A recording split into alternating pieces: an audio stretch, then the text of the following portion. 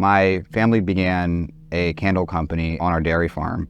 My family had 2 acres and they didn't know what to do with it. This was a brand new property to them. They never had land before. So they got 50 chickens. And they're like, okay, so what do we do with all the eggs? We gave them out to family and friends, and we noticed a difference. We never really understood to farm fresh eggs until we actually had the chickens themselves. We just thought that eggs were eggs, didn't really matter where they came from. When hens go out and they graze, it does change how the egg tastes. And also the hens are happier. It's cool to see livestock just thriving when you're living on a farm. I took a lot of lessons from that in my childhood. So we have a business that is focused on Baltimore. My name is Ian Davis, and I am one of the partners and farm managers here at Birdland Pastures. Hi, I'm Caitlin Bernal. I'm Ian's fiance now, and we work together on the farm to make sure that everything here between our chickens and our rabbits, quails, ducks, turkeys, oh my gosh, so many other things are taken care of every day. Birdland Pastures began as a poultry farm, and we focused specifically on laying hens. We were looking to do more in the space that we had very little room to even move in. A small row home in downtown Baltimore.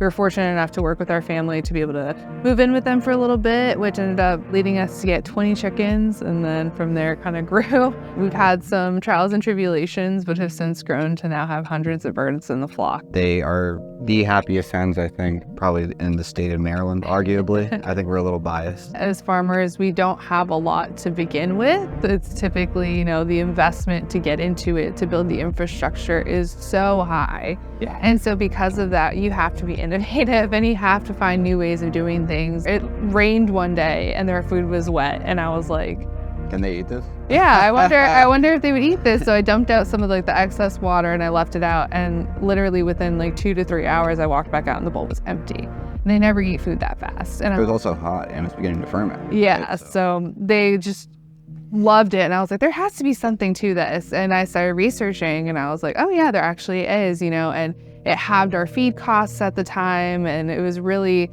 awesome for everyone, right? Everyone was benefiting.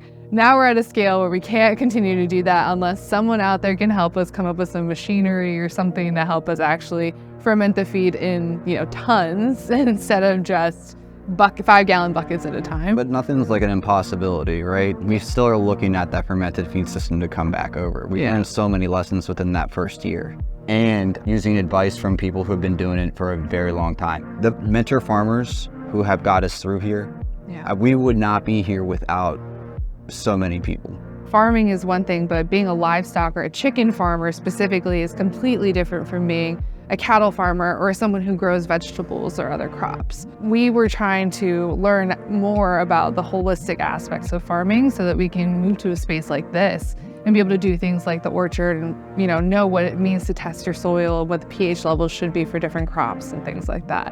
Typically, farms will focus on one crop, or they'll focus on maybe 1 or 2 things. We look at it differently. Farms back in the 1920s did not just grow one crop. They grew multiple crops. And the reason why is because they needed to sustain their life.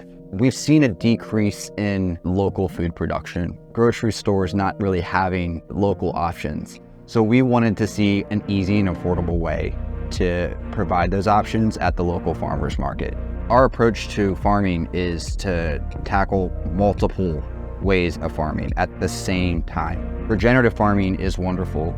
Conventional farming is also wonderful in some way. Let's take all of those ideas, kind of put it in a blender together and see what we can produce here. We don't try and put all of our eggs in one basket. We try a lot of different methods and approaches to some things. So for instance, as we have done the chickens, we've done mobile coops, we've done other temporary housing, we've done full free range. We've learned in that what works best and what doesn't, but at the same time, we want to be mindful of what we're doing to the ground in that process and how much nutrients we're putting into it. And everything has to flow together. It's an ecosystem. Any one thing can really throw off the balance. And so for us, in a monoculture approach, like the orchard, we're trying to find ways in which we can reduce things like disease, which is really prone in a monoculture kind of approach. We use integrated pest management on our farm. So we're not just looking to spray everything on our farm away. We spray when it's necessary.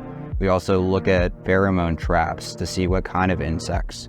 We're making sure we're not killing honeybees in the process or any other pollinators. We want to make sure that our trees are thriving, but also the environment's also thriving. For instance, when it comes to like waste cleanup in the orchard, if you have fruit that's fallen on the ground, we're going to have pigs coming up here in the spring, which we're excited to introduce. Yeah, the pigs will actually eat the excess fruit, and so will the hens. Nothing goes to waste here. I think just our approach and our transparency is really open and mindful of everyone who's involved, from the animals to the environment to the people.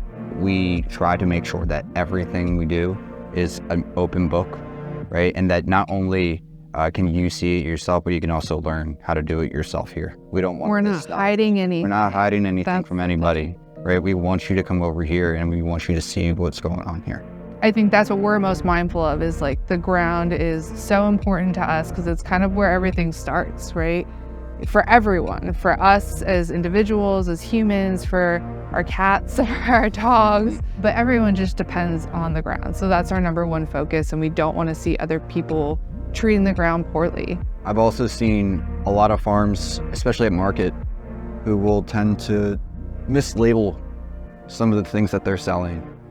And when that happens, it takes away from the businesses who are really trying to grow their own stuff from their own farm. We try our best to always make sure that everything that we do here is, again, an open book. Not every farm is like that, and we recognize that. Be proud of the products that you can produce on your own farm, right? And be completely honest about that, because the honesty is what is going to keep the customer coming back. We're obsessed with making sure that this farm is productive and it doesn't cause anything but benefits. We're currently in Manchester, Maryland, but we also have our farm, or our family farm, that we first started on in Phoenix, Maryland, which both are available to get eggs at if anyone ever wanted to do that. We have a self-serve down in Phoenix, so you can just pick your own eggs, which, like, how often do you get to do that? And then you also get that opportunity at our farmers markets. So we go to currently 3 year-round farmers markets. Our list keeps growing.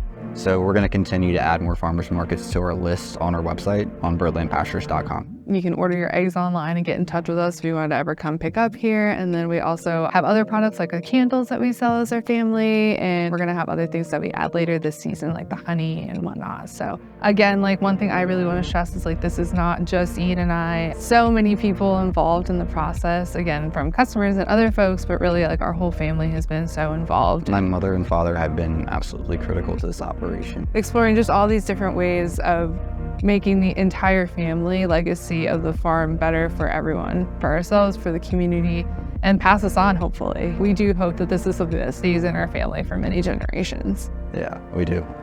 Forever and ever and ever. Yeah.